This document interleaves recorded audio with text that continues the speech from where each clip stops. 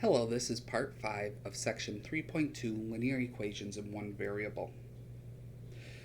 So today we're going to be solving equations with decimals. To solve equations with decimals, you want to multiply by a power of 10 with the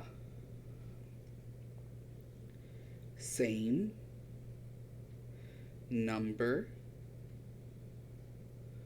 of zeros as the term with the most decimal places.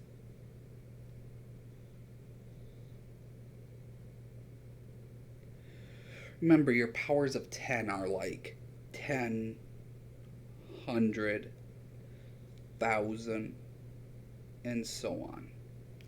So if your most number of decimal places is 3, you're going to multiply everything by 1,000. If your most number of decimal places is 1, you're going to multiply by 10. And this is called clearing the decimals. Just like with the fractions, it was called clearing the denominators. So let's jump right into solving each equation. So 0.06x plus 0.02 equals 0.25x minus 1.5. So the most number of decimals is 2. So I'm going to multiply everything by 100.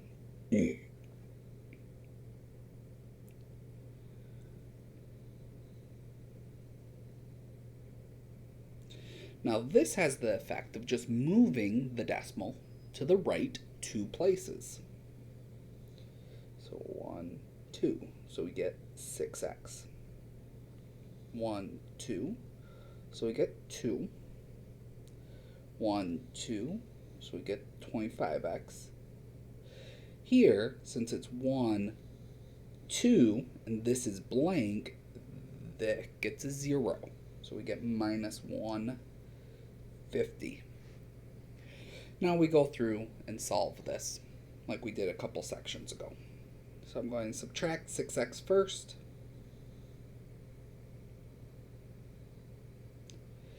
Get 2 equals, well, I need to borrow 1. 15 minus 6 is 9. 1 minus nothing is nothing. And then add 150. Add 150. 152 equals 19x. Divide by 19. Divide by 19. And here I'm going to use a little trick, because this ends in a 2 and this ends in a 9. I think 9 times what equals something that ends in a 2? Well, 8. So I'm going to just check real quick. What is 19 times 8? Okay, multiplying right there. So 8 times 9 is 72. Carry the 7. 8 times 1 plus 7 is 15. Look, we get 152, so that means 152 divided by 19 is 8, so x equals 8.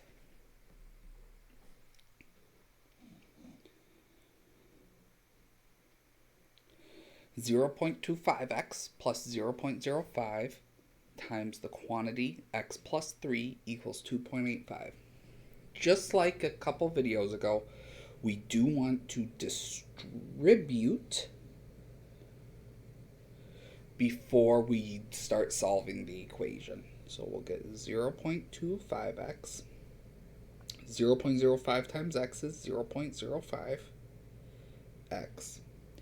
0.05 times 3, well, 5 times 3 is 15, but I need 2 decimal places, so 0.15 equals 2.85.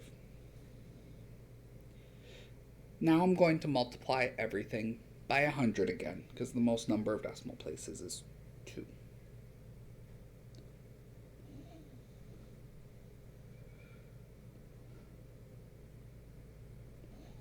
And again, that just moves each decimal place over 2.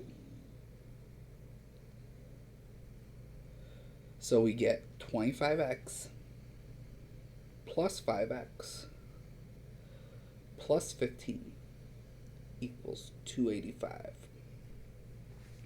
Then we go through and solve it. Combine like terms first. 25x plus 5x is 30x.